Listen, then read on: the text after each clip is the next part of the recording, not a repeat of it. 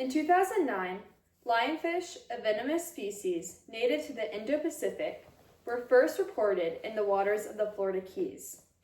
With almost no natural predators, they quickly spread across coral reefs, preying on native fish like snapper and grouper. Studies show that a single lionfish can reduce young reef fish populations by up to 75%. Now, imagine snorkeling in the Florida waterways. The bright coral reefs and native fish you expect to see may no longer exist. Instead, the waters are crowded with predators like the lionfish, including the 490 other invasive species, harming Florida's environment and economy. By the end of 2030, Florida needs stronger biosecurity policies, expanded rapid response programs, and habitat restoration initiatives to fight invasive species effectively. Today, I will show you how these intrusive species have harmed the ecosystem, the specific policy solutions that can fix it, and how Florida's environment, economy, and way of life can be preserved if action is taken. To begin, we all need to take a moment to understand the critical problem of invasive species. Florida's intrusive species have harmed the ecosystem, natural resources, wildlife, and economy of the state of Florida. Specifically, the lionfish in our waters have extremely disrupted our marine life. From the Florida Fish and Wildlife Conservation Commission, lionfish prey on native fish and invertebrates, including juvenile snappers and grouper, which reduces biodiversity in our waters. This means coral reefs get imbalanced and start to degrade, and when the reefs suffer, the whole ecosystem suffers too. And it's not just the environment, our economy is affected too. From NOAA, invasive species like the lionfish cost the United States and Florida billions each year. Local fishermen lose income when native fish go down, and tourism also take a hit because divers don't want to visit damaged coral reefs.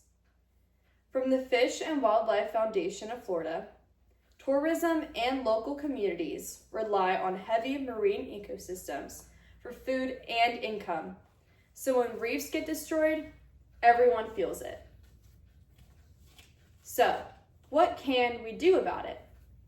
Florida needs a strong state-level policy that includes better biosecurity, bigger response programs, and habitat restoration. First, from the Florida Fish and Wildlife Conservation Commission, biosecurity strategies like monitoring ports and trade routes can stop new invasive species before they even enter the state.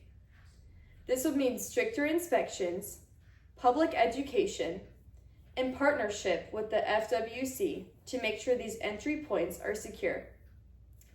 Second, responsive programs can actually reverse some of the damage. From the NOAA, lionfish removal programs in Florida Keys have shown real success in controlling the population. From the Fish and Wildlife Foundation of Florida, helping coral reefs and native habitats can prevent future invasions, making ecosystems grow stronger and healthier.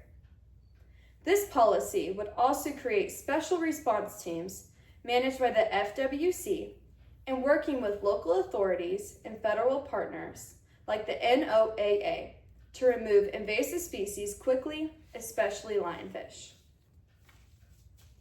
Taking action now is really important because the benefits are huge. From the Florida Wildlife and Conservation Commission, with better guidelines and response programs, Florida reefs and wildlife can thrive again. Native fish populations can rebound, and tourists and fishermen will come back. On the other hand, from NOAA, if we don't act, invasive species will keep spreading, coral reefs will continue to be destroyed, and native species could face extinction, which could permanently change Florida's natural heritage. In summary, by the end of 2030, Florida should make stronger biosecurity, grow rapid response programs, and support habitat restoration to fight invasive species.